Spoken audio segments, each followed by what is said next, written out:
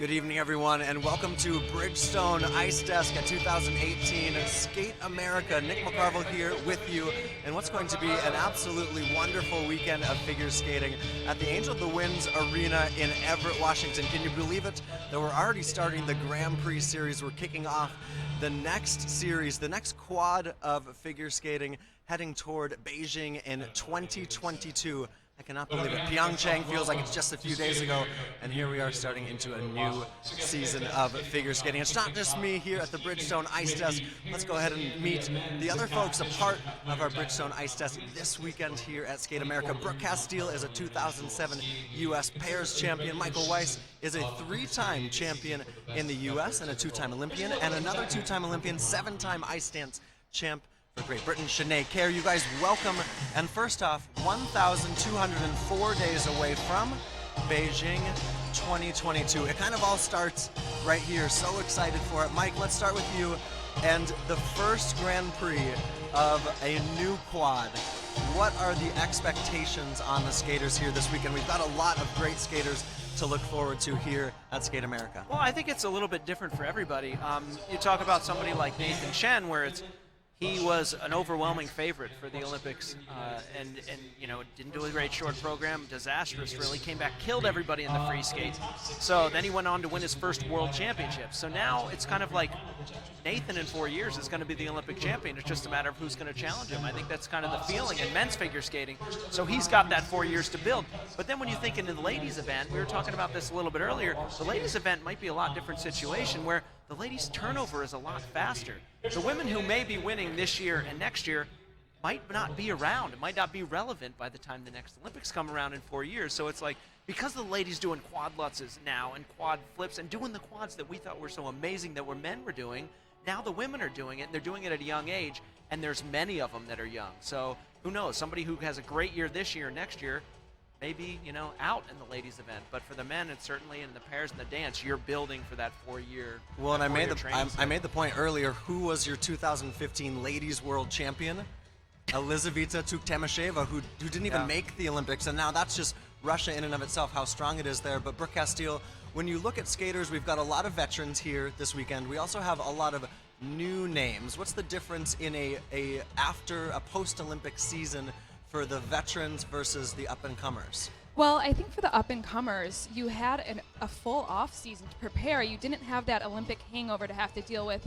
You didn't have to go do shows and tour, and a lot of other media surrounding the Olympics wasn't a distraction, and you were able to really just skate, get healthy, rest more, and have a really solid off-season, whereas the veterans who are coming off an Olympics, you can either use this season as redemption if it didn't go the way you wanted, or as kind of a springboard to set you up for the next 4 years. And Sinead, there's a lot of big names here, including all the reigning U.S. champions, but overall we've got Nathan Chen, of course, who is here. The Kanirams are here. Hubble and Donahue, of course, in ice dance. Are there a couple things that you're most looking forward to this weekend here at Skate America? Well, I think, as you said earlier, this is the first competition, big competition of the season, the first Grand Prix, and it's also just post-Olympic season. And skaters do tend to think in cycles of 4 years. So for a lot of skaters, this is a big reset year. So it will be interesting to see what a few of those who have made big changes throughout the summer come back with to begin the season. And it'll also be interesting to see a lot of newcomers upcoming as well. I mean, it's very interesting to see the young ones coming up the new stages too. Okay, so let's go ahead and check out what we've got coming up in the Grand Prix series this coming season. Obviously, we're starting with Skate America, but there you can see Skate Canada the week after. There's a new one, the Grand Prix figure skating in Finland. That'll be in Helsinki, where they had Worlds a couple years ago instead of Grand Prix. China NHK Trophy, Rostelecom Cup, and the International France. So a lot going on the Grand Prix schedule, but we start here in Everett, Washington with Skate America, and we'll get to the pairs, of course. We'll talk a lot about the men's event as well, but 10 years ago, Skate America was right here in 2008, and we're back here on that same stage here at the Angel of the Winds Arena. And you guys, I feel like all eyes are going to be on Nathan Chen this weekend. Michael, it's a different pressure than he faced at the Olympics, obviously, but he's coming in having been at Yale now for a few weeks, and he's got sort of a whole new life, but he's still trying to compete on the international circuit. Well, I'm just amazed. Talk about the ultimate overachiever. I mean, he's not only a world champion in figure skating, he's U.S.'s best hope, at the Olympics, but, he's also a Yale student. So, I mean, and he's the defending champion here at this event, and now he's back to defend his title, and it looks like he's ready. Yeah, he certainly is. So we've got the men. We also have the pairs tonight. Let's go ahead and check out who are competing, which teams are competing in the pairs event this weekend at Skate America.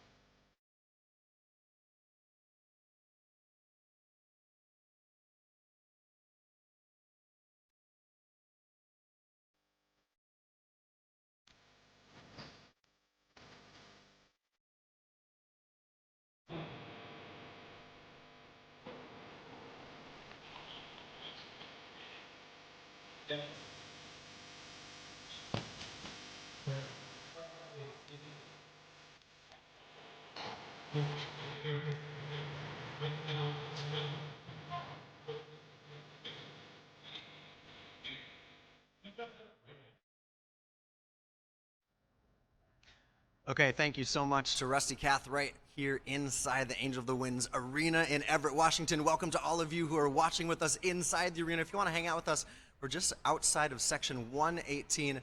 And tonight it's the pairs short program that we start with, and Brooke Castile's the 2007 U.S. pairs champion. Brooke, we've got one of the best teams in the world in Tarasova and Morozov.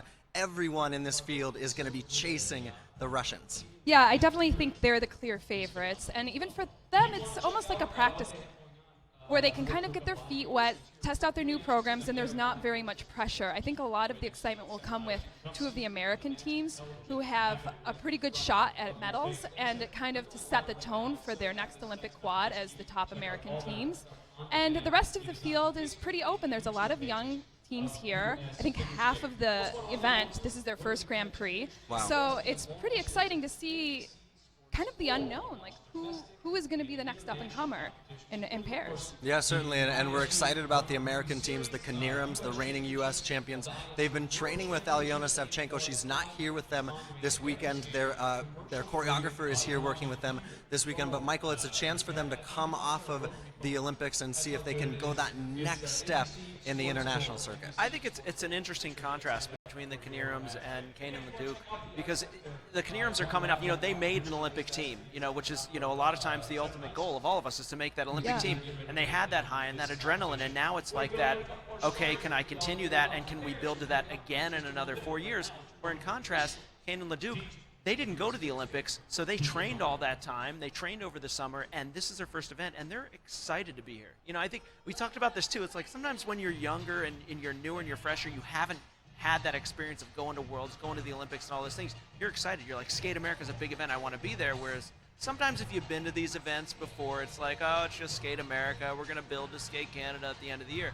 And I feel like that energy in Kane and Leduc has been shown in practices. They look ready. They look excited to be here. And, they've been skating well. So it'll be interesting to see if they can, basically start their season off well and put their push for maybe being national champions by the end of the season. And Shanae, as Mike's talking about, it's not easy to be the chased. Sometimes it's easier to be the chaser, but we're seeing in the American pair scene a sense of people wanting to take that top spot from the Kanirams, who've had it now for a couple years. Yeah, and it's a difficult time when you've been maybe, say, the underdog or the one who's been not as talked about, to then all of a sudden be seen as one of the top skaters on the world scene.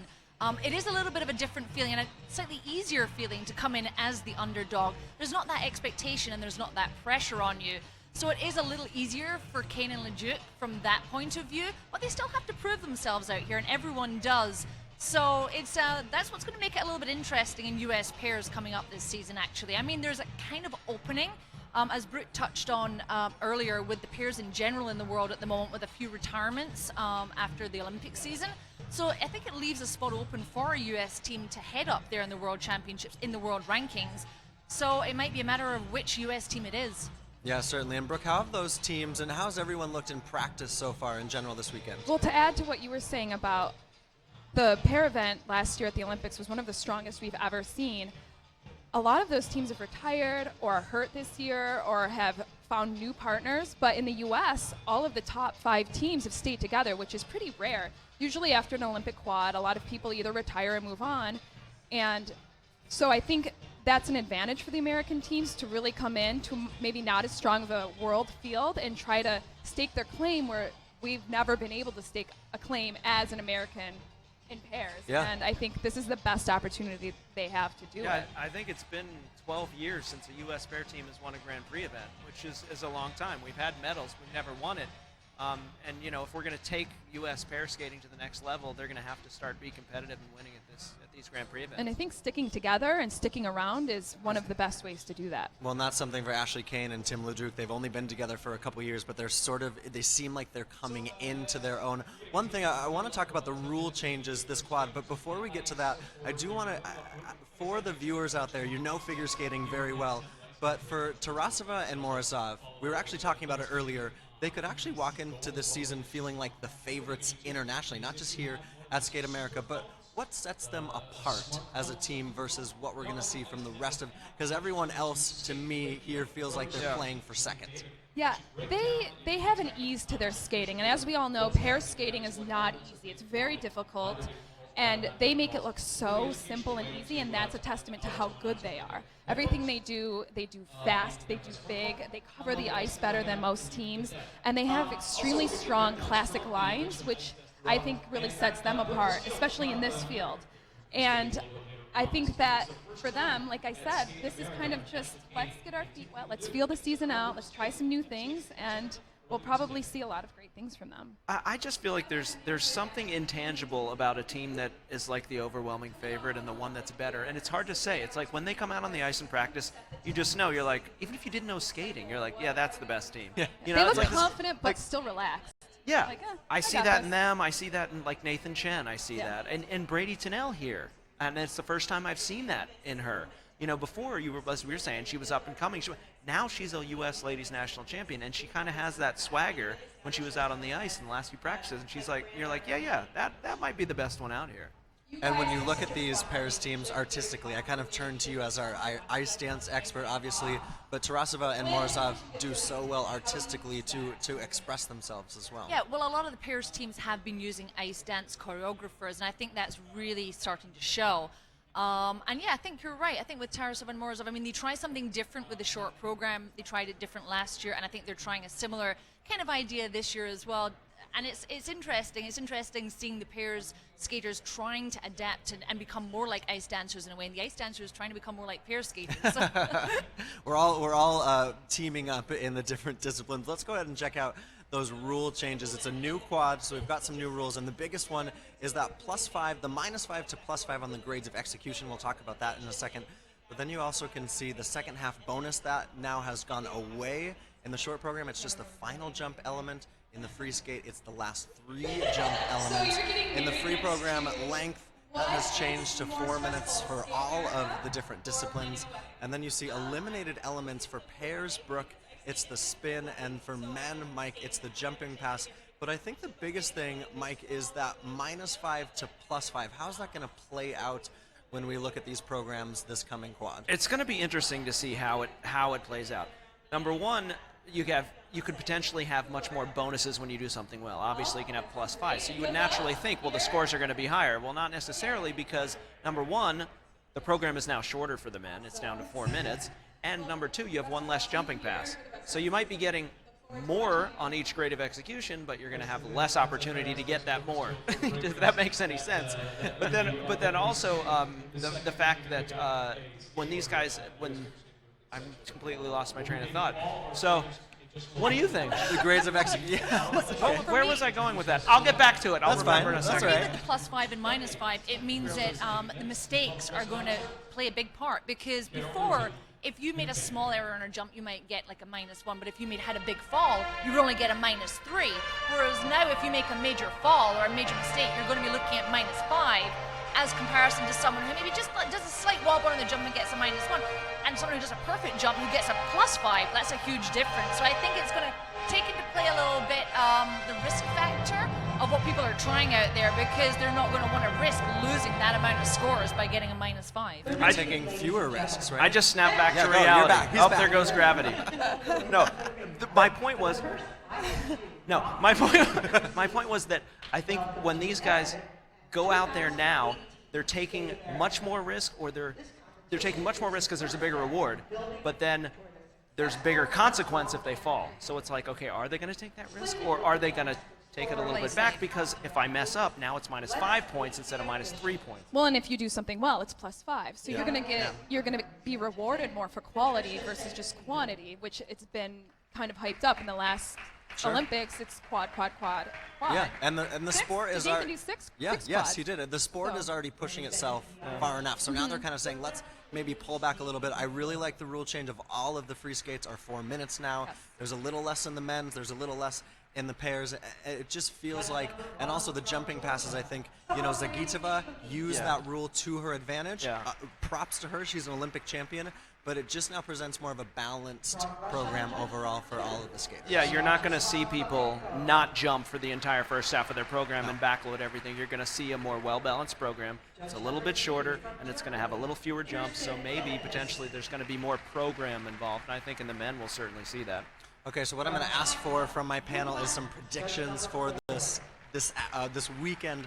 But first off, this evening we've got the pairs short program to start us off here at Skate America in Everett, Washington. That is to be followed by the men's short program. The pairs getting underway in just a few minutes' time. We're going to be right here with you back on Ice Desk after that pairs to get ready for the men. Nathan Chen, Vincent Zhou, and many more. And then you can find us on Ice Desk after the men's short program as well. Predictions. I mean, I think, Brooke Castile, it's hard to pick against Tarasova and Morozov for the pairs. I event have this them weekend. first. I actually have Kane and Leduc second, Do and you? Knierim's third. Yeah, I think they just look really confident. They have 2 internationals under their belt already this year. They won both of those, and they just look like they've hit their stride, and they've made a lot of improvements from last season. And I just have a good feeling about them.